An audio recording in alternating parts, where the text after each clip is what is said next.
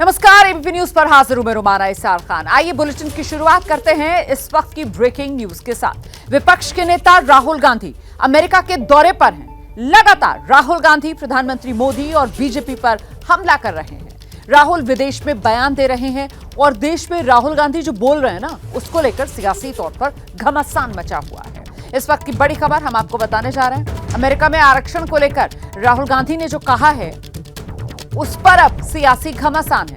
दरअसल राहुल ने आरक्षण के मुद्दे पर बोला कि जब तक समान मौका नहीं मिलेगा तब तक देश में आरक्षण जरूरी है।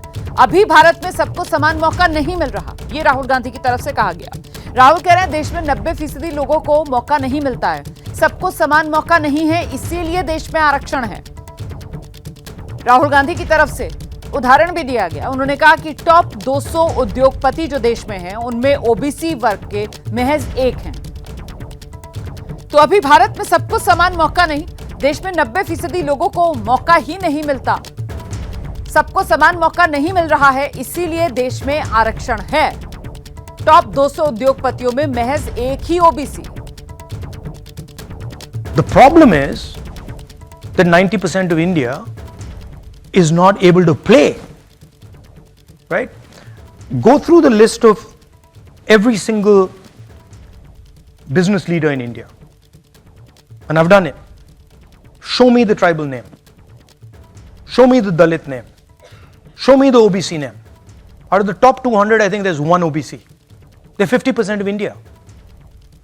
So we're not treating the symptom. That's the problem, right? Now, it's not the only tool. There are other tools. But we will think of scrapping reservations when India is a fair place. And India is not a fair place. Now, that creates a problem. तो राहुल गांधी का ये बयान और इसी पर मायावती की तरफ से जोरदार हमला राहुल गांधी पर किया गया है। मायावती ने सोशल मीडिया एक्स पर पोस्ट किया। मायावती लिख रही हैं कि कांग्रेस जो है वो तो शुरू से ही आरक्षण विरोधी रही है। राहुल गांधी को लेकर मायावती ने बड़ा हमला किया। कांग्रेस शुरू से ही आरक्षण विरोधी रही, SC/ST आरक्षण खत्म करने की साजिश में कांग्रेस पार्टी जुटी हुई है, यह आरोप कांग्रेस पर मायावती की तरफ से लगाया गया है। इतना ही नहीं, मायावती ने लोगों से कांग्रेस से सावधान रहने को भी कह दिया है। लोग कांग्रेस से सावधान रहें, ये लिख रही हैं मायावती। सोशल मीडिया एक्स पर मायावती ने जो पोस्ट किया है वो हम आपको दिखा रहे हैं। कैसे अपने बयानों के जरिए मायावती घेराबंदी करती हुई राहुल गांधी और कांग्रेस पार्टी की नजर आ रही है। राहुल गांधी के बयान को लेकर मायावती आक्रामक अंदाज में राहुल गांधी पर, कांग्रेस पार्टी पर हमला बोलती हुई नजर आ रही है। राहुल गांधी ने सरकार में भागीदारी को लेकर भी एक बार फिर से विदेश से सवाल उठाए। राहुल गांधी ने कहा कि जो 70 नौकरशाह देश में हैं, सरकार में हैं, वित्तीय फैसले लेते हैं, उनमें सिर्फ एक आदिवासी है। भारत के 90% लोगों की सरकार के फैसलों में सिर्फ 10% हिस्सेदारी है। आदिवासी समाज 100 रुपए में सिर्फ 10 पैसे, दलित ओबीसी समाज को 100 में सिर्फ 5 रुपए मिलते हैं। और राहुल गांधी ने ये जो कुछ कहा है विदेश में, इस पर अब सियासी प्रतिक्रियाएं, बीजेपी की प्रेस कॉन्फ्रेंस सुनाते हैं। इनएफिशिएंसी बढ़ जाएगी। These are all statements in the public domain. तो राहुल गांधी जी के ऐसे स्टेटमेंट करना, पता नहीं कहां ये स्टेटमेंट किया, I have not seen the full part of it, but it is it has not caught as much attention as Sikhs are scared of wearing supporting turbans, etc. So it is possible, but that this will also gain resonance.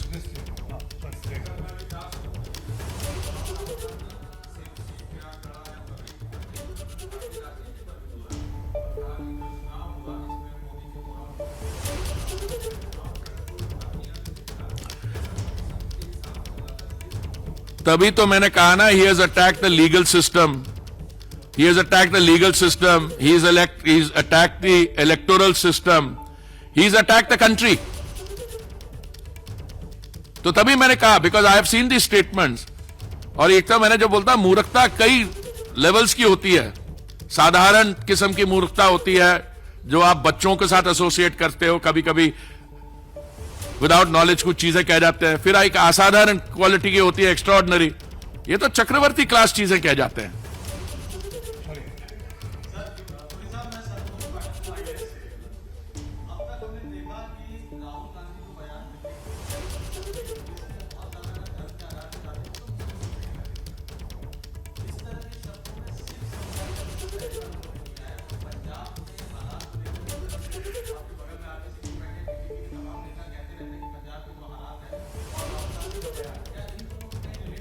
नहीं, मैं तो relate इसलिए कर रहा हूं। पहली बात तो शुरुआत यह है कि इसके लिए कोई मोटिवेशन नहीं थी other than the fact that he was, जैसे आपने मेरे को आज you honoured me by your presence here, यहां पे पत्रकार रहते हैं, अगर मैं आप distinguish members of fourth state को देखे मैं पत्रकारों को गाली देनी शुरू कर दूं, ये तो वही किया उन्होंने। सामने लोग बैठे थे, जब नाम पूछते हैं फिर बता कौन है, फिर आपका वो इंडिया में तो सिखों को पगड़ी पहनने में भी प्रॉब्लम हो रही है, कड़ा पहनने में कहां हो रही है। हमारे रिलीजन, गुरु साहब, गुरु ग्रंथ साहब, मैं देश में जहां पे भी जाता हूं, अलग different corners, very proud gurdwara Sahib, छोटी छोटे, एंड दे रेवरेंस, समाज सेवा जो करते हैं, लंगर सेवा जो करते हैं, क्या बोल रहे हैं पगड़ी पहनने में मुश्किल हो रही है। मैंने बोला हमारे इतिहास में एक ही बार वो हुआ जब the late Shri Rajiv Gandhi made those statements and an organized pogrom was conducted against the members of my community.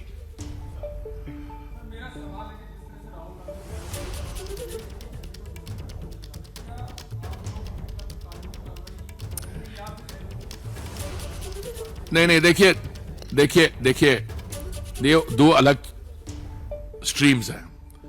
Rahul Gandhi ji statements देते हैं, जो मैंने कहा कि चक्रवर्ती क्लास की स्टेटमेंट्स हैं ये, उसकी कारण उनकी अपनी जो स्टैंडिंग और क्रेडिबिलिटी है उस पे सवाल उठते हैं। उनकी पॉलिटिकल पार्टी, कांग्रेस पार्टी, वो इस स्टेटमेंट के साथ एसोसिएट करेगी नहीं करेगी मुझे नहीं मालूम। उनकी पार्टी में there are members of the Sikh community also, Channi ji हैं जो फॉर्मर हैं और बाकी लोग हैं, उनसे पूछा जाए कि आपको क्या पगड़ी पहनने में दिक्कत हो रही है, आपने बच्चों को कड़ा पहनाने में या कोई है problem, those are separate issues. और कानूनी कार्रवाई पॉलिटिकल स्टेटमेंट्स में, that is not for me to comment.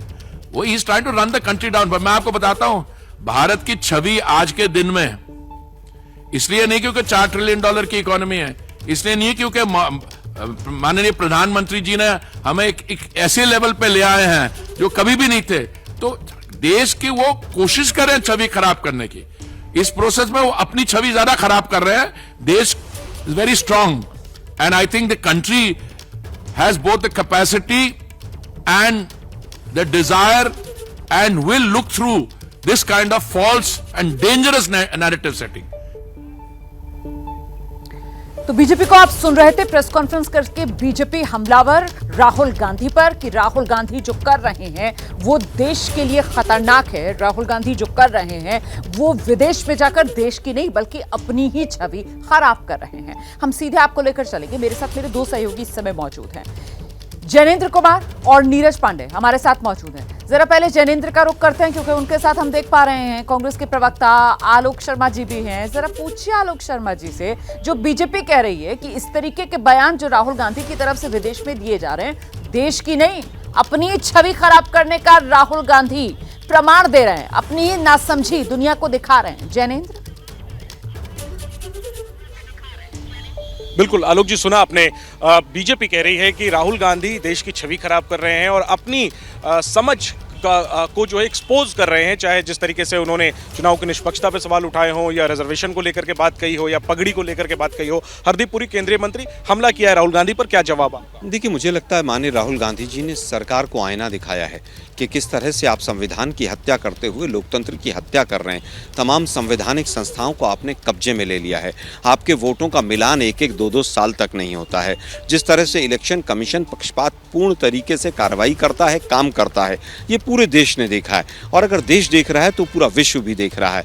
ये केवल और केवल सच्चाई का आईना दिखाने के कारण बीजेपी के नेताओं की बौखलाहट है, इससे ज़्यादा कुछ नहीं। अगर मोदी जी के तमाम बयान उठा लेंगे तो मोदी जी ने वास्तव में तो पूरी तरह से देश की जिस तरह से धज्जियां उड़ाई थी इतिहास की, हमारी संस्कृति की, वो कहते थे देश सांप और नेवले का था। और जिस तरह से उन्होंने कहा कि विदेश की भूमि पर जाकर 2014 से पहले जो लोग जन्म लेते हैं उनको शर्म आती थी और हमारे देश में भ्रष्टाचार था, पॉलिसी पैरालिसिस था। अगर किसी ने सबसे ज़्यादा देश की बदनामी की है विदेश की भूमि पर जाकर, तो माननीय नरेंद्र मोदी जी ने की है। पॉइंट वही विदेश की भूमि वाला ही पॉइंट है। इतना बड़ा भूभाग है भारत का, हमेशा किसी न किसी राज्य में चुनाव होते रहते हैं। ये बेहतर नहीं होता ये बातें आप राहुल गांधी जो है वो देश में रह करके करते, आप खुद कह रहे हैं कि विदेश की धरती पर प्रधानमंत्री ने ये बातें कही, तो फिर आपके नेता खुद विदेश की धरती पर जाके ये बातें क्यों कह रहे हैं? मुझे लगता है अरुण जेटली जी की स्टेटमेंट पूरे देश को याद करनी चाहिए। उन्होंने कहा था आज क्या देश और क्या विदेश। क्या एबीपी न्यूज़ केवल हिंदुस्तान के बॉर्डर्स में देखा जाता?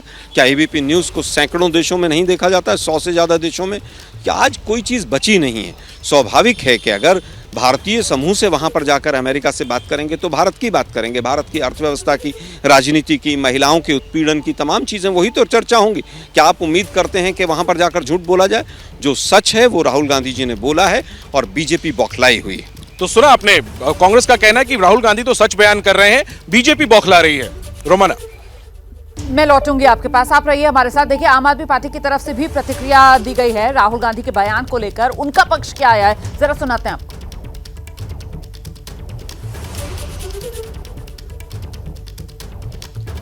वाशिंगटन में राहुल गांधी का एक बड़ा बयान आया आरक्षण को लेकर। उन्होंने सीधे तौर पर यह कहा है कि भारत जब एक निष्पक्ष देश हो जाएगा तब हम आरक्षण खत्म करने की बात कर सकते हैं। इसको लेकर मायावती ने सीधे तौर पर कांग्रेस पर हमला करते हुए कहा कि कांग्रेस हमेशा से ही देश में आरक्षण खत्म करने का षड्यंत्र करती रही है।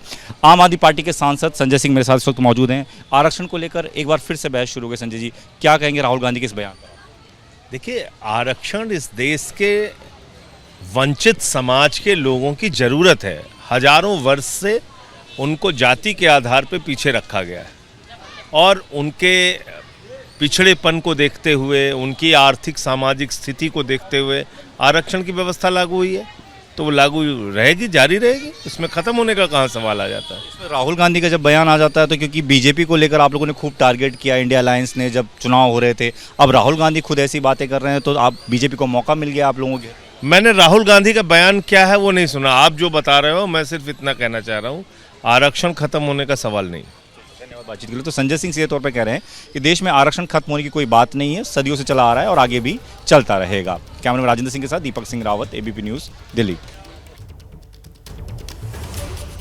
तो राहुल गांधी का बयान और उस पर लगातार प्रतिक्रियाएं आने का सिलसिला जारी है। हमारे साथ हमारे सहयोगी बने हुए हैं। हमारे साथ नीरज पांडे भी इस समय मौजूद हैं, जैनेंद्र भी लगातार हमारे साथ बने हुए हैं। जरा जैनेंद्र का एक बार और रुख करते हैं। जैनेंद्र, अगर आलोक जी आपके साथ मौजूद हैं तो जो प्रेस कॉन्फ्रेंस बीजेपी की तरफ से की जा रही थी उसमें जो सिख समुदाय है उसको लेकर राहुल गांधी ने वहां पर अकॉर्डिंग टू बीजेपी बेमतलब की बात कह दी कि साहब जो सिख समुदाय के लोग हैं भारत में तो उनको पगड़ी बांधने में, हाथ में कड़ा पहनने में भी डर लग रहा है। तो ये सब बातें राहुल गांधी क्या हासिल करना चाह रहे हैं इस तरीके के बयान देकर विदेश में? एग्जैक्टली आलोक जी से पूछते हैं, जो राहुल गांधी ने कहा कि सिख समाज के लोग पगड़ी पहनने और कड़ा पहनने में भी असहज महसूस कर रहे हैं, आखिर इन बातों से राहुल गांधी क्या संदेश देना चाहते हैं? देखिए, पूरी तरह से आज जिस तरह से टोपी वालों को सबको आतंकवादी कह दिया जाता है, आज जिस तरह से भाषा के आधार पर, आज जिस तरह से धर्म के आधार पर, और ये हम नहीं कह रहे हैं, ये तो देश के प्रधानमंत्री ने कहा है कि वो दंगाइयों को कपड़ों से और वस्त्रों से पहचान लेते हैं। क्या आज इस तरह की घटनाएं नहीं हो रही हैं? अगर घटनाएं नहीं हो रही हैं तो मुझे बताइए। मॉब लिंचिंग की घटनाएं कम हुई हैं, ज़्यादा हुई हैं? उन्होंने पगड़ी की बात की है कि कल को जब आज हिजाब पे बात हो सकती है, कल को आप किस टोपी पर बात कर रहे हैं, कल को तीसरी चीज़ पर आ जाएंगे। बीजेपी के लोग मेरे तिलक पर 10 बार कमेंट कर चुके हैं। उनकी सोच ही बांटने की है। हम कह रहे हैं कि संविधान जो है उसके अनुसार देश चलेगा, संविधान की हत्या नहीं होने देंगे और संविधान के तहत सबको अपना धर्म, अपनी जाति, उसका निर्वहन करने की पूरी इजाज़त है। लेकिन भारतीय जनता पार्टी और आरएसएस चाहते हैं कि आरएसएस की विचारधारा को देश पर थोपा जाए और वो उसी विचारधारा का उल्लेख है। जी, ये जवाब ठीक है। अब आप रहिए मेरे साथ, मैं लौटूंगी आपके पास। हमारे साथ नीरज पांडे भी इस समय मौजूद हैं और नीरज से मेरे ख्याल से इस बात पर हमें जरूर चर्चा करनी चाहिए कि प्रेस कॉन्फ्रेंस में सवाल भी पूछा गया। हरदीप पुरी जी वहां पर मौजूद थे कि साहब इस मामले को लेकर क्या किसी तरीके का कोई कानूनी एक्शन, कानूनी कार्रवाई की जाएगी? तो उस पर उनका बड़ा क्लियर कट मामला था कि साहब ये एक पॉलिटिकल स्टेटमेंट है। तो कुल मिलाकर मामला राजनीतिक बयान और राजनीतिक आर पार पर ही सिमटेगा। इस पूरे मामले में बयान कितने भी तीखे हो, कितनी ही आलोचना की जाए, कितने ही बयानों में इस वक्तव्य को देशद्रोह तक से जोड़ दिया जाए, लेकिन मामला सियासत के घेरे में ही रहने वाला है। नीरज, देखिए रोमाना, राजनीति परसेप्शन का खेल है और परसेप्शन ये है कि भारतीय जनता पार्टी उनके बयानों को एक्सपोज करना चाहती है और यही कारण है कि केंद्रीय मंत्री हरदीप पुरी को सामने लाया है। क्योंकि जब कड़ा और पगड़ी की बात होती है तब सिख समुदाय के नेताओं ने इस बात को रखा कि भाई देखिए, हमारे देश में हम बहुत प्राउड फील करते हैं, मैं प्राउड सिख हूँ और मुझे कभी भी ना तो कड़ा पहनने में, ना तो कभी पगड़ी पहनने में या मेरे अपने रिलीजियस जो प्रैक्टिसेस हैं उसको करने में कभी मुझे कोई दिक्कत नहीं आई। तो आज राहुल गांधी जो इस तरह का स्टेटमेंट दे रहे हैं उनको जवाब देना होगा, ना सिर्फ उनको जवाब देना होगा बल्कि उनकी पार्टी के जो सिख नेता हैं उनको भी जवाब देना चाहिए कि राहुल गांधी का स्टेटमेंट कितना सही है। देखिए, राजनीति में हर आदमी अपनी बात रखना चाहता है। राहुल गांधी ने बात जो रखी है वो दरअसल वो भी अपने जो वोटर्स हैं उनको एड्रेस कर रहे थे, अपने खास एक लोगों को बताने की कोशिश कर रहे थे कि वो इस सरकार को किस हद तक जाकर एक्सपोज करना चाहते हैं। ये अलग बात है कि वो सब लोग क्रिटिसाइज कर रहे हैं इसलिए कि जब आप देश की बात कर रहे होते हैं तो अच्छा ये होता कि आप देश के अंदर बात करते। देश के बाहर ये बात करना कहीं ना कहीं डिप्लोमेसी को के ऊपर सवाल खड़ा होता है, क्योंकि आप ना सिर्फ अब एक सांसद हैं बल्कि आप नेता प्रतिपक्ष भी हैं, जो संवैधानिक पद है और कहीं ना कहीं वो देश की जो व्यवस्था है, संवैधानिक व्यवस्था, उसमें सृजित पद है। तो उस पद को ध्यान में रखते हुए इस बात का ध्यान रखना चाहिए था। लेकिन चूंकि अब राहुल गांधी पार्टी के भी नेता हैं, कांग्रेस एक पार्टी है और वो पार्टी लगातार भारतीय जनता पार्टी के मसलों को रखती रही है, तो आज उनको मौका मिला है तो वो वाशिंगटन डीसी हो चाहे कोई दूसरी जगह हो, वो अपनी बातें रख रहे हैं। अब देखना ये होगा कि बीजेपी इसको कितना आगे ले जाती है, बीजेपी इसको कितना खींचती है। लेकिन लीगल कार्रवाई जैसा अभी फिलहाल कोई मत बीजेपी का नहीं। बीजेपी उनको राजनीतिक मंचों से ही उनकी बात को एक्सपोज करना चाहती है, उनकी बात को रखना चाहती है कि राहुल गांधी ने जो किया है वो कहीं ना कहीं देश हित में नहीं बल्कि देश की संविधान के खिलाफ है। जी नीरज, इस बात का जिक्र आप कर रहे थे कि साहब पॉलिटिक्स जो है वो परसेप्शन का खेल है और ऐसे में महत्वपूर्ण ये हो जाता है कि राहुल गांधी की तरफ से जो वहां पर सिख समुदाय को लेकर पगड़ी से लेकर कड़ी तक का जिक्र करते हुए कहा जाता है कि साहब देश में डर लगता है इस तरीके से पगड़ी बांधने और कड़ा पहनने में। इस पर मैं चर्चा आगे बढ़ाऊंगी, लेकिन इस बीच एक और बड़ी खबर आ रही है। हरियाणा विधानसभा चुनाव को लेकर हरियाणा में बीजेपी कांग्रेस के बागियों पर आम आदमी पार्टी की नजर है। आम आदमी पार्टी ने बीजेपी के 2 और कांग्रेस के 1 बागी को टिकट दे दिया है। आम आदमी पार्टी के बरवाला से बीजेपी के बागी छत्रपाल को टिकट दिया, थानेसर से बीजेपी के कृष्ण बजाज को चुनाव मैदान में उतारा, बावल से कांग्रेस के बागी जवाहर लाल को टिकट दे दिया है। आम आदमी पार्टी ने उम्मीदवारों की दूसरी लिस्ट भी जारी कर दी है। आपकी दूसरी लिस्ट में 9 उम्मीदवारों के नाम शामिल हैं और अब तक कुल मिलाकर आम आदमी पार्टी की तरफ से 29 उम्मीदवारों के नाम का ऐलान कर दिया गया है। गौर करने वाली बात यह है कि आम आदमी पार्टी जो है अब वो इस रणनीति के तहत चुनाव मैदान में अपना कदम आगे बढ़ा रही है कि जो बागी हैं कांग्रेस के, बीजेपी के, उन्हें अपने पाले में लाकर चुनाव मैदान में उम्मीदवार बनाकर आप उतार रही है। अगली बड़ी खबर का रुख करते हैं। हरियाणा चुनाव को लेकर जानकारी यह भी सामने आ रही है कि आज कांग्रेस की चौथी लिस्ट जारी की जा सकती है। अब तक 41 उम्मीदवारों के नाम का ऐलान कांग्रेस कर चुकी है। कांग्रेस के 49 उम्मीदवारों की घोषणा अभी होना बाकी है।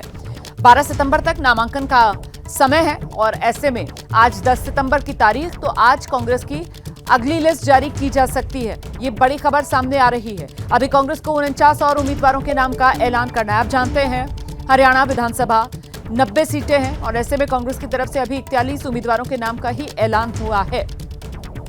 आज कांग्रेस की चौथी लिस्ट जारी हो सकती है, ये बड़ी खबर है।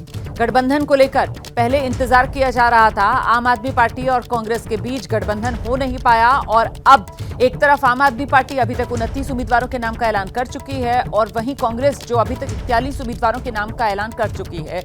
अगली लिस्ट आने की अब उम्मीद आज के दिन ही जताई जा रही है। रुक कर लेते हैं, हमारे साथ हमारे सहयोगी इस समय मौजूद हैं। जरा जैनेंद्र से जानते हैं। जैनेंद्र, 49 उम्मीदवारों के नाम आना अभी बाकी, चौथी लिस्ट जिसकी आज आने की संभावना जताई जा रही है, क्या सभी सीटों पर उम्मीदवारों के नाम का ऐलान करीब करीब कर दिया जाएगा आज? देखिए रोमाना, बस अब 2 दिन बचे हैं लिस्ट जारी करने के लिए और नामांकन के लिए 3 दिन बचे हैं। तो अगले 2 दिनों में कांग्रेस को जो सभी 49 सीटें बची हुई हैं उन सब पर उम्मीदवारों का ऐलान करना है। हालांकि इसकी संभावना कम है कि आज जो लिस्ट आएगी उसमें सभी 49 सीटों पर उम्मीदवारों का ऐलान कर दिया जाएगा। लेकिन जो जानकारी मिल रही है, ज्यादातर जो सीटें हैं जहां कोई विवाद नहीं है उनकी लिस्ट आज जरूर आ सकती है। और रोमाना, अगर आपके पास समय हो, चूंकि इस बीच में आम आदमी पार्टी ने कांग्रेस के बागियों को भी टिकट देना शुरू कर दिया। आलोक जी से रिएक्शन ले लेते हैं, ये हमारे साथ हैं। गठबंधन गठबंधन तो हुआ नहीं और अब आपके बागियों पर नजर है, आम आदमी पार्टी की टिकट भी देना शुरू कर दिया है, चुनौती बढ़ी है? देखिए, कोई चुनौती नहीं है। कांग्रेस पार्टी ने माननीय राहुल गांधी जी के तत्वाधान में हमने चाहा था कि भाई एक बड़ा दिल दिखाते हुए इंडिया गठबंधन में सब लोग मिलकर चुनाव लड़ें, लेकिन आम आदमी पार्टी ने कल अपनी पहली लिस्ट जारी की, आज दूसरी लिस्ट जारी कर दी। तो उनको तय करना है, लोकतंत्र की यही खूबसूरती है, चुनाव लड़ें। हम 90 की 90 सीटों पर चुनाव लड़ेंगे और 70 सीटों से ज़्यादा जीत कर हम जाएंगे। ये गठबंधन जो नहीं हुआ, क्या ये झटका है कांग्रेस पार्टी के लिए? नहीं, मुझे नहीं लगता किसी भी रूप में कोई झटका है। हमने ही पहल की थी और हमने पहल करके सकारात्मक पहल भी की थी और दोनों तरफ से सकारात्मक बातचीत भी जारी थी, लेकिन नहीं हुआ। ये तो बीजेपी आम आदमी पार्टी बताए कि भाई क्यों नहीं किया। वो कह रहे कि आप लोग उनकी पसंदीदा सीटें नहीं दे रहे थे। नहीं, मुझे नहीं, मेरे पास इस तरह की आधिकारिक कोई जानकारी नहीं है। जब हमारी 49 सीटें बची हुई हैं और जिन सीटों पर बातचीत जारी थी, जब वो सीटें बची हुई थी, तो अब इतनी जल्दबाजी करने की क्या आवश्यकता थी? तो वही बेहतर उम्मीद करें जल्द लिस्ट आएगी। हाँ, आज शाम तक हमारी एक बड़ी लिस्ट आने की पूरी उम्मीद है। चलिए, तो खबर भी दे दी आलोक शर्मा ने, बड़ी लिस्ट आएगी आज शाम तक। और जवाब आम आदमी पार्टी से मांग रहे हैं कि आप बताइए, जब बातचीत चल रही थी पहले ही लिस्ट क्यों जारी की? रोमाना रहिए मेरे साथ, मैं लौटूंगी आपके पास। तो बड़ी खबर यही है कि बड़ी लिस्ट आने वाली है हरियाणा को लेकर, कांग्रेस उम्मीदवारों के नाम वाली। ये अभी अभी आलोक शर्मा की तरफ से जानकारी दे दी गई है। 49 उम्मीदवारों के नाम का ऐलान अभी कांग्रेस को करना है। देखिए, हरियाणा के लिए बीजेपी की भी जो दूसरी लिस्ट है उसके आने की संभावना जताई जा रही है। सोमवार को, मतलब कल के दिन, बीते कल, अमित शाह के घर पर एक बड़ी बैठक हुई है जिसमें मंथन हुआ है। इसमें बीजेपी अध्यक्ष जेपी नड्डा मौजूद रहे, हरियाणा के बड़े बीजेपी के नेता भी मौजूद थे। पहली लिस्ट में आप जानते हैं बीजेपी अब तक 67 उम्मीदवारों के नाम का ऐलान कर चुकी है और ऐसे में वो दूसरी लिस्ट बीजेपी की या बाकी बचे सभी उम्मीदवारों के नाम पर इस लिस्ट में मोहर लग जाएगी। और ये लिस्ट कब तक आ सकती है, सीधे आपको लेकर चलते हैं। हमारे साथ हमारे सहयोगी नीरज पांडे इस समय मौजूद हैं। जानते हैं नीरज से कब तक संभावना जताई जा रही है, बीजेपी के बाकी बचे उम्मीदवारों के नाम साफ कब तक हो पाएंगे नीरज? रोमाना, देखिए, जो बाकी बचे 23 नाम हैं उन पर लगभग चर्चा पूरी हो चुकी है, लिस्ट भी तैयार है, किसी भी समय वो लिस्ट सामने आ सकती है। अब देखना ये होगा कि 23 की 23 पार्टी जारी कर देती है, 1-2 सीटें कल के लिए रखते हैं, लेकिन ये मानना जा रहा है कि आज किसी भी समय वो लिस्ट आ सकती है। लिस्ट तो वैसे आ जाना चाहिए था, कहा ही जा रहा था कि 11 बजे तक वो लिस्ट हरियाणा की है वो आ जाएगी, लेकिन वो लिस्ट अभी तक जारी नहीं हुई। हम लोग भी इंतजार कर रहे हैं, माना जा रहा है अगले 1-2 घंटे में कभी भी भारतीय जनता पार्टी जारी कर सकती है। हो सकता है भारतीय जनता पार्टी कांग्रेस की जो बची हुई सूची है उसका इंतजार कर रही हो कि पहले वो जारी करें उसके बाद हम जारी करें, लेकिन हरियाणा की सूची भारतीय जनता पार्टी की तैयार है, वो कभी भी सामने आ सकती है जी। लेकिन जिस तरीके से 67 उम्मीदवारों के नाम वाली वो पहली लिस्ट आई थी बीजेपी की और उसके बाद हमने देखा था जो बागी हैं उन्होंने बीजेपी की दिक्कत बढ़ा दी थी, ऐसे में ये दूसरी लिस्ट, इसमें किसी तरीके का कोई डैमेज कंट्रोल हो सकता है? कुछ खबर मिल रही है किस तरीके के नाम इस दूसरी लिस्ट में रहने वाले हैं नीरज? देखिए, भारतीय जनता पार्टी ने अब तक जो 67 लोगों की लिस्ट जारी की उसमें साफ उन्होंने दिखाया है कि बहुत ज़्यादा समझौता नहीं किया उन्होंने। कई बड़े नेताओं के टिकट उन्होंने काटे हैं और कई नए चेहरों को टिकट दिए हैं, कई एक बार के विधायकों के ही टिकट काटकर नए नए लड़कों को भी टिकट भारतीय जनता पार्टी ने। तो भारतीय जनता पार्टी दरअसल हरियाणा में नए और पुराने का समावेश बनाना चाहती है। मुझे लगता है कि जो पहली लिस्ट में जो छाप थी वैसी ही छाप आपको दूसरी सूची में दिखाई पड़ेगी। नए और पुराने चेहरों को मिलाकर टिकट बांटे जाएंगे और इसमें भी 30% टिकट कटने के पूरे आसार है, यानी 23 टिकट जो बचे हैं उनमें भी 30% नए चेहरों को टिकट मिलने वाला है। तो ये भारतीय जनता पार्टी की स्ट्रेटजी है कि जहां पर एंटी इनकम्बेंसी ज़्यादा हो वहां पर कोशिश हो कि 20 से 30% या 35% तक टिकट काटे जाएं, ताकि जो नए चेहरे और फ्रेश चेहरे सामने आएंगे तो लोग एंटी इनकम्बेंसी को भूलकर भारतीय जनता पार्टी के कैडर वाली बात है, यानी भारतीय जनता पार्टी के को जो पसंद करते हैं वो नए कैंडिडेट के साथ उनको वोट करेंगे। तो अब देखना ये है कि जो अभी लिस्ट जारी होगी, आज जारी होने वाले, उसमें कितने नए चेहरे आते हैं। लेकिन अब तक का जो ट्रैक रिकॉर्ड रहा उसमें 30% नए लोगों को टिकट दिया गया है। तो माना ये जा रहा है कि आने वाली जो सूची है उसमें भी 30% नए चेहरे टिकट पाएंगे। जी रोमाना, रहिए मेरे साथ, मैं लौटूंगी आपके पास। एबीपी न्यूज पर अब जरा बात करते हैं पटरियों वाली साजिश की। देश में भारतीय रेल को बेपटरी करने की कोशिश के पीछे आखिर किसका हाथ है? कौन देश की अर्थव्यवस्था की रीढ़ को चोट पहुंचाना चाहता है? तस्वीरें मैं आपको दिखाऊंगी और 2 तस्वीरों के साथ जो सवाल हैं उसको मैं आपके सामने रखूंगी। तस्वीर दिखाइए, ये तस्वीरें आपके सामने है। पहली तस्वीर कानपुर की है, जहां कल कालिंदी एक्सप्रेस को बेपटरी करने की कोशिश, साजिश नाकाम। और जांच जारी। खुफिया एजेंसियां और पुलिस पड़ताल में जुटी है, संदिग्धों से पूछताछ हो रही है। दूसरी तस्वीर राजस्थान के अजमेर की, जहां रेलवे ट्रैक पर सीमेंट के ब्लॉक्स रखकर ट्रेन को डीरेल करने की कोशिश, जिसे एक मालगाड़ी टक्कर मारकर उड़ाते हुए निकल गई। इन घटनाओं के बाद रेलवे की सुरक्षा को लेकर अब सवाल खड़े हो रहे हैं। भारतीय रेल की सुरक्षा से आखिर कौन खिलवाड़ कर रहा है?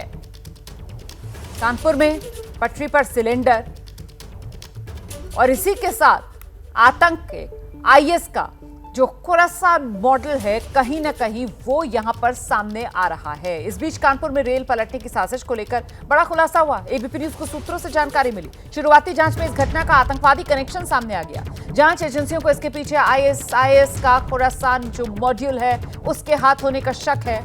इस मॉड्यूल से जुड़े लोगों का सोशल मीडिया के जरिए ब्रेन वॉश किया जाता है, बम बनाने की ट्रेनिंग दी जाती है और पाकिस्तान में बैठकर जो आतंक की ऑनलाइन क्लास है वो चलाई जाती है।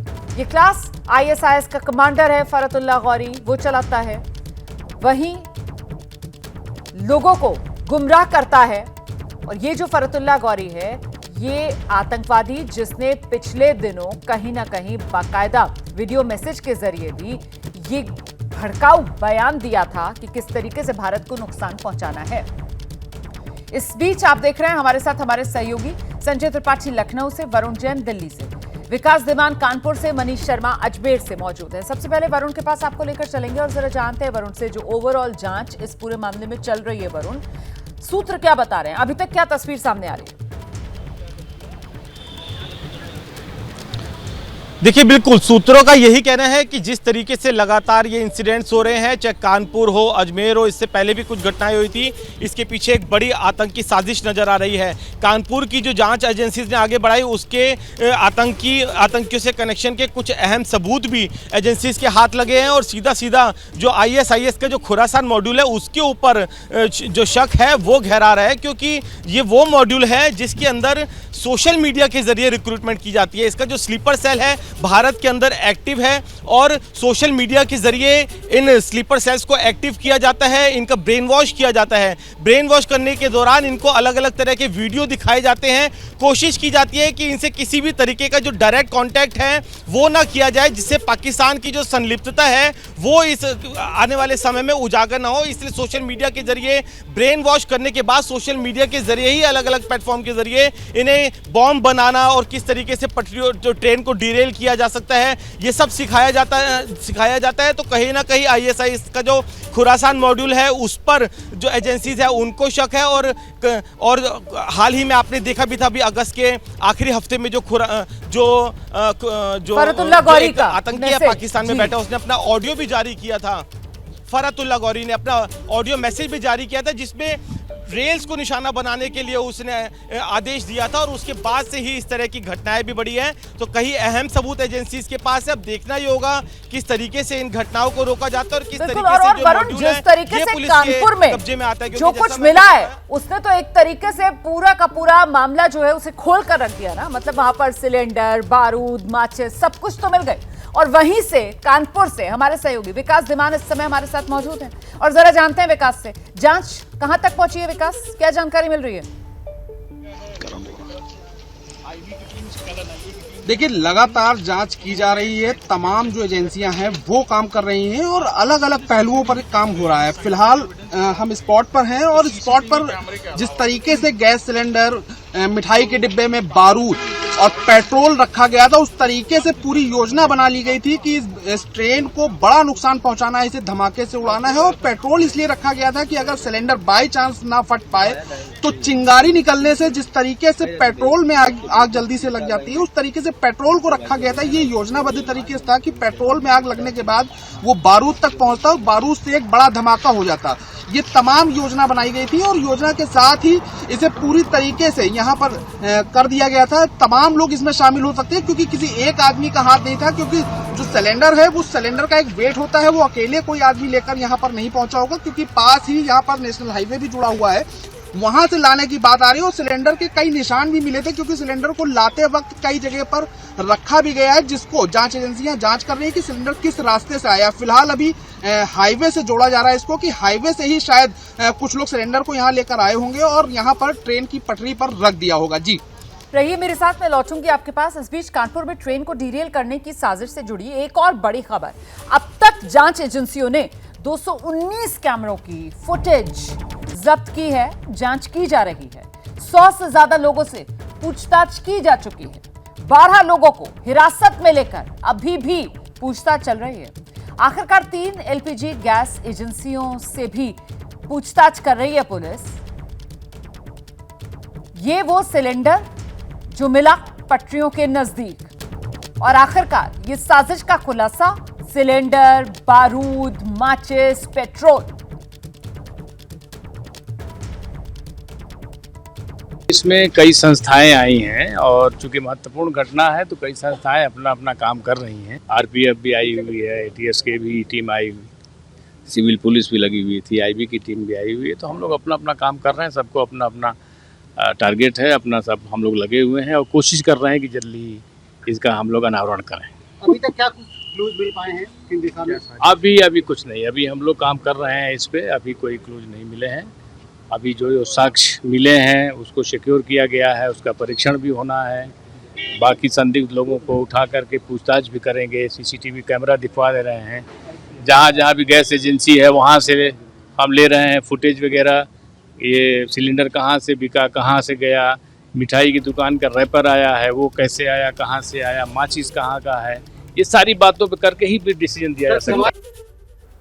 सीधे आपको लेकर चलेंगे, हमारे साथ संजय त्रिपाठी भी इस समय मौजूद हैं और जरा जानते हैं संजय से, जिस तरीके से ये सीसीटीवी फुटेज खंगालने से लेकर करीब 100 से ज्यादा लोगों से पूछताछ करने के बाद 12 लोग अभी भी हिरासत में, उनसे पूछताछ की जा रही है। आखिरकार कोई सुराग हाथ लग पा रहा है अभी तक, या हाथ खाली हैं?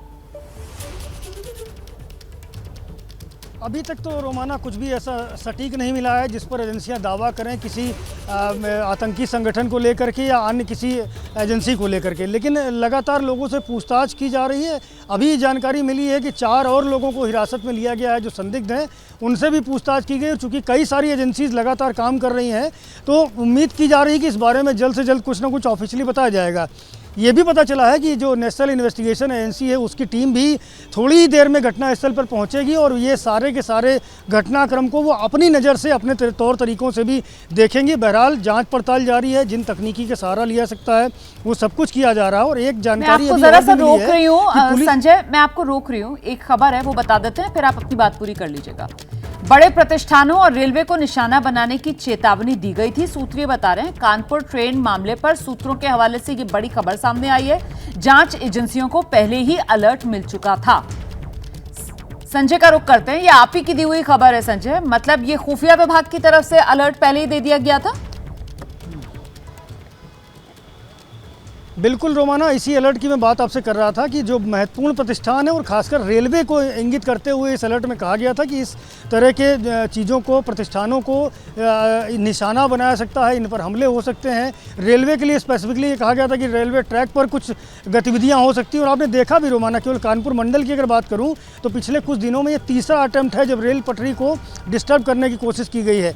और ये तो शुक्र की बात थी कि ट्रेन नहीं पलटी, सिलेंडर ब्लास्ट नहीं हो पाया, वरना कालिंदी एक्सप्रेस कानपुर से चलती है तो उसमें बड़ी तादाद में लोग चलते हैं और अगर ये रेलवे ट्रैक से डिरेल होती तो बड़ा हादसा हो सकता था। बहरहाल जांच पड़ताल तो चल रही है लेकिन अभी तक कोई ऑफिशियल बयान नहीं आया है। ये अलग बात है कि भारतीय जनता पार्टी के राज्यसभा के नेता बृजलाल और पूर्व डीजीपी भी रहे बृजलाल, उन्होंने ये बात कही है कि ये साफ तौर पर टेररिस्ट एक्टिविटी है। अपने अनुभव के आधार पर उन्होंने ये बात कही है और साथ ही साथ उन्होंने कई पिछले उदाहरण भी गिनाए हैं जब इस तरह की आतंकी गतिविधियां हुई हैं जिसमें रेलवे ट्रैक को डिस्टर्ब करने की कोशिश की गई, रेलों को पलटाने की कोशिश की गई है। तो बहरहाल अभी तक चूँकि देखिए रोमाना, ये जो भी घटना आप देख रही हैं, सिलेंडर भरा हुआ मिला है, पेट्रोल मिला है, माचिस है और दूसरी चीज़ें मिली हैं, तो ये मात्र शरारत तो नहीं हो सकती है। बिल्कुल, निश्चित रूप से ये टेररिस्ट एक्टिविटी या अन्य कोई गतिविधि हो सकती है, लेकिन अभी इसका खुलासा होना बाकी है। ये तो कोई बहुत ही गहरी साजिश जो नजर आती है, जिस तरीके की बरामदगी इस तमाम सामान की हुई है, जिसमें सिलेंडर से लेकर बारूद से लेकर पेट्रोल से लेकर माचिस तक सब कुछ बरामद हुआ है। और इस बीच राजस्थान के अजमेर में भी ट्रेन पलटने की एक साजिश, अजमेर में ट्रेन डीरेल करने की साजिश का खुलासा हुआ। पटरी पर सीमेंट के बड़े बड़े ब्लॉक्स रख दिए गए थे, सीमेंट ब्लॉक को टक्कर मारते हुए मालगाड़ी निकल गई। 1 किलोमीटर दूर तक सीमेंट के ये कई टुकड़े जो है वो बिखरे हुए मिले हैं। ये सराधना बांगड़ रेलवे स्टेशन के बीच ब्लॉक्स रखे गए थे। रविवार रात अजमेर में ट्रेन डीरेल की ये साजिश जो नाकाम कर दी गई। और इससे पहले आप जानते हैं कैसे कानपुर में भी कल ट्रेन को डीरेल करने की साजिश का खुलासा हुआ। सीधे आपको लेकर चलेंगे, हमारे साथ हमारे सहयोगी मनीष शर्मा इस समय मौजूद हैं। जानते हैं मनीष से अभी तक जांच हुई है इस मामले में। मनीष, कुछ तस्वीर साफ हो पा रही है, यहां क्या एंगल सामने निकल कर आ रहा है अजमेर में? रोमाना, जो तस्वीर है उसको देख के अगर हम कहें तो आप कह सकते हैं कि जांच पड़ताल अपनी ओर से राजस्थान पुलिस और उसके साथ साथ रेलवे प्रोटेक्शन फोर्स ने अपनी तरफ से शुरू कर दी है। लेकिन सबसे अहम जो बात है वो जो एक सीमेंट ब्लॉक रखा गया था रोमाना, उसके लिए कोई अतिरिक्त मेहनत इन लोगों को नहीं करनी पड़ी, साजिशकर्ताओं को।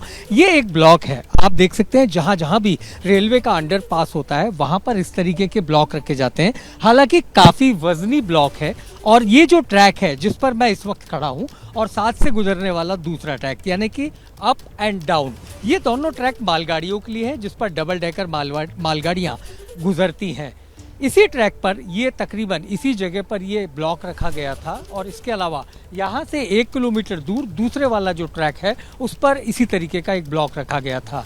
ड्राइवर ने, जो लोको पायलट थे, उन्होंने इन ब्लॉक को पार कर लिया, ब्लॉक टुकड़े टुकड़े हो गए और ट्रेन डिरेल नहीं हुई। यही सबसे बड़ी एक बात है कि इस ट्रेन का डिरेल नहीं होना इस पूरे ट्रैक के लिए एक सबसे बड़ी और सुखद बात है, क्योंकि बहुत महत्वपूर्ण रेलवे ट्रैक है और यहाँ अहमदाबाद तक ये जाने वाला है। फिलहाल अगर जांच पड़ताल की बात करें तो एडिशनल एसपी खुद यहाँ पहुंचे हुए हैं। बिल्कुल मौके पर हम देख पा रहे हैं, अधिकारी वहां पर मौजूद है और जांच की जा रही है। बहुत शुक्रिया आप सभी का इस तमाम जानकारी के लिए। मैं आगे बढ़ रही हूँ, बड़ी खबर हरियाणा से आ रही है। विधानसभा चुनाव हरियाणा में होने आप जानते हैं और इसी से जुड़ी बड़ी खबर ये, पेहोवा से बीजेपी प्रत्याशी ने टिकट अपना वापस लौटा दिया है। स्थानीय नेता कमलजीत सिंह अजराना का विरोध कर रहे थे और ऐसे में टिकट उन्होंने वापस लौटा दिया है। हरियाणा चुनाव पर इस वक्त की बड़ी खबर, पेहोवा से बीजेपी ने जो उम्मीदवार का ऐलान किया था उन्होंने अपना टिकट वापस लौटा दिया है। स्थानीय नेताओं की तरफ से विरोध के बाद टिकट लौटाया। नागपुर में हुए ऑडी हादसे से जुड़ी इस वक्त एक जानकारी सामने आ रही है। ऑडी में मौजूद थे महाराष्ट्र बीजेपी अध्यक्ष के बेटे, ये बड़ी खबर है। ऑडी में मौजूद थे महाराष्ट्र बीजेपी अध्यक्ष के बेटे चंद्रशेखर बावनकुले के बेटे संकेत कार में मौजूद थे। हादसे के वक्त संकेत बावनकुले कार नहीं चला रहे थे लेकिन कार में मौजूद थे। पुलिस ने मामले में 2 लोगों को हिरासत में लिया है। कल तेज रफ्तार ऑडी ने 2 कार्स को टक्कर मारी थी। हादसे के वक्त संकेत बावनकुले कार नहीं चला रहे थे लेकिन कार में मौजूद थे। दरअसल नागपुर ऑडी केस को लेकर विपक्ष ने बीजेपी को घेरा है। संजय राउत ने सवाल पूछा, सीसीटीवी फुटेज कहां है? बीजेपी बावनकुले के बेटे को बचाने में जुटी हुई है। हादसे के बाद ड्राइवर की अदला बदली हो गई, ये संजय राउत की तरफ से कहा जा रहा है।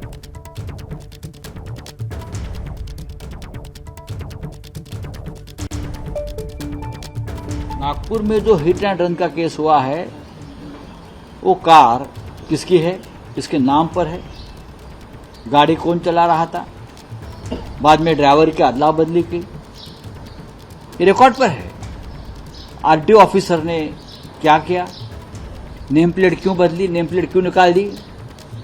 अगर बावनकुले जी का या उनके फैमिली का ये एक्सीडेंट से कोई संबंध नहीं है तो ये चोरी चपाटी क्यों की? एफआईआर में नाम नहीं है। अगर गाड़ी बावनकुले जी की बेटे की है, उनकी है, बेटा चला रहा था, सब कुछ खत्म कर दिया एविडेंस। देवेंद्र फडणवीस, आप उस पद पर बैठने के लिए लायक नहीं हो। जब तक इस राज्य के गृह मंत्री फडणवीस जी है तब तक किसी भी अपराध की फेयर जांच नहीं होगी। और देखिए, ये जो नागपुर में हादसा हुआ है इस पर खुद महाराष्ट्र बीजेपी के जो अध्यक्ष हैं उनका बयान सामने आया है। कह रहे हैं कार किसी की भी हो, कड़ा एक्शन होना चाहिए। तो नागपुर हादसे को लेकर महाराष्ट्र बीजेपी अध्यक्ष का ये बयान सामने आ गया है। बहुत दुर्दैवी घटना है और इस घटना में भगवान जी की कृपा से, भगवान परमेश्वर की कृपा से कोई भी इंजर्ड नहीं है, किसी को भी कैजुअलिटी हुई नहीं है, कोई भी उसमें नुकसान नहीं हुआ है। लेकिन 3-4 गाड़ियों को लेकर झड़प हुई है। और इसमें मैंने कल ही कहा है कि चाहे मेरे बेटे के नाम पे गाड़ी हो या कोई अपराधी हो, उस पर कड़ी कार्रवाई होनी चाहिए और पुलिस के नियम से कोई भी जो नियम बैठता है वो नियम से कार्रवाई होनी चाहिए। और ये ऑडी हिट एंड रन मामले पर नागपुर पुलिस की तरफ से भी बयान सामने आया है। पुलिस पर कोई राजनीतिक दबाव नहीं, ये डीसीपी की तरफ से कहा गया है। सीसीटीवी डिलीट करने की बात सही नहीं है, ये पुलिस कह रही है। अब से कुछ देर पहले आप सुन रहे थे किस तरीके से शिवसेना उद्धव गुट के सांसद संजय राउत की तरफ से कहा जा रहा था कि साहब इस मामले को खराब कर दिया है, सारे सबूत जो है वो नष्ट कर दिए गए हैं। और अब पुलिस की तरफ से कहा जा रहा है सीसीटीवी डिलीट करने की बात सही नहीं है, कोई राजनीतिक दबाव नहीं। व्हाइट कलर की ऑडी है और संकेत बावनकुळे के नाम के है और उनके मालिक है। और जो 3 लोग थे उसमें एक अर्जुन, संकेत और रोनित, उसमें से हमने तीनों को इंक्वायरी के लिए पूछताछ की है। और उसमें जो ड्राइवर है अर्जुन, उसको भी हमने अरेस्ट किए थे, बाद में ऑफेंस बेलेबल होने के कारण उनको बेल दे दिया। संकेत बावनकुळे को इंक्वायरी के लिए बुलाया था, उन्होंने एग्री भी किया कि वो गाड़ी में थे। वो हमारी इंक्वायरी चल रही है कि किसने मारा है, किसने उनको रोका है, उसके बारे में हमारी इंक्वायरी चालू है। सीधे आपको लेकर चलेंगे, हमारे साथ हमारे सहयोगी मृत्युंजय इस समय मौजूद हैं। जरा जानते हैं मृत्युंजय से, विधानसभा चुनाव के लिए तैयार महाराष्ट्र को एक और बड़ा मुद्दा मिल गया है सियासत के लिए। देखिए, सियासत तो होगी ही जब बात भाजपा के प्रदेश अध्यक्ष के बेटे से जुड़ी हुई हो, संकेत बावनकुळे, जो कि चंद्रशेखर बावनकुळे के बेटे हैं। लेकिन जिस प्रकार के बयान आए हैं, खुद चंद्रशेखर बावनकुळे कह रहे हैं कि जो कानूनन जो योग्य हो वो कार्रवाई की जानी चाहिए, चाहे गाड़ी किसी के नाम पर हो। डीसीपी कह रहे हैं कि राजनीतिक दबाव नहीं है। लेकिन रोमाना, यहाँ हम कुछ सवाल पूछना चाहते हैं। सवाल ये पूछना चाहते हैं कि रोनित और अर्जुन और संकेत 3 लोग गाड़ी में थे। पहले पुलिस की तरफ से ये क्यों कहा गया कि संकेत गाड़ी में नहीं है? बाद में प्रेस कॉन्फ्रेंस लेकर कहा गया हाँ संकेत गाड़ी में था। फिर पुलिस ने कहा कि जो 2 लोगों का हमने मेडिकल कराया है, संकेत का मेडिकल नहीं कराया है। संकेत का मेडिकल इसलिए नहीं कराया क्योंकि वो गाड़ी नहीं चला रहा था। तो क्या 2 लोग गाड़ी चला रहे थे? उन दोनों का मेडिकल कराया गया। वजह क्या हुई कि संकेत का मेडिकल क्यों नहीं कराया गया? ये एक सवाल है। तीसरा सवाल ये होता है कि कई गाड़ियों को टक्कर मारी गई। ये सिर्फ एक रैश ड्राइविंग का मामला नहीं है, एक बेहद गंभीर मामला है। यहाँ जान जा सकती थी और ये बताने के लिए काफ़ी है कि पिछले 3 महीनों में ऐसी कई घटनाएं हुई हैं। पुणे में हुई हैं, ऑडी पोर्शे कार में, वर्ली में, मुंबई में हुई है, ऐसी कई घटनाएं हुई हैं। ये एक बड़ी घटना हो सकती थी, तो राहत की बात है कि किसी की जान नहीं गई। लेकिन जिस प्रकार से लापरवाही से गाड़ी चलाने का मामला है, ड्रिंक एंड ड्राइव से गाड़ी चलाने का मामला है, ये बेहद गंभीर मामला बनता है। और लाहौरी होटल से ये लोग लौट रहे थे जहाँ पर पब और बार हैं। तो क्या तीनों का मेडिकल नहीं होना चाहिए था? देखिए, बिल्कुल सवाल तो यहाँ पर पूछे जाएंगे ना। संकेत बावनकुळे को लेकर पहले जिस तरीके से संकेत बावनकुळे कार में था ही नहीं, और उसके बाद धीरे धीरे कर जब ये मामला खुला तो महत्वपूर्ण ये हो जाता है कि 2 लोग जो उस कार में मौजूद थे उनका मेडिकल कराया जाता है, संकेत बावनकुळे का मेडिकल क्यों नहीं? इसी वजह से पूरा मामला सियासी तौर पर अब गरमाना तय है। बहुत शुक्रिया आपका मृत्युंजय इस तमाम जानकारी के लिए।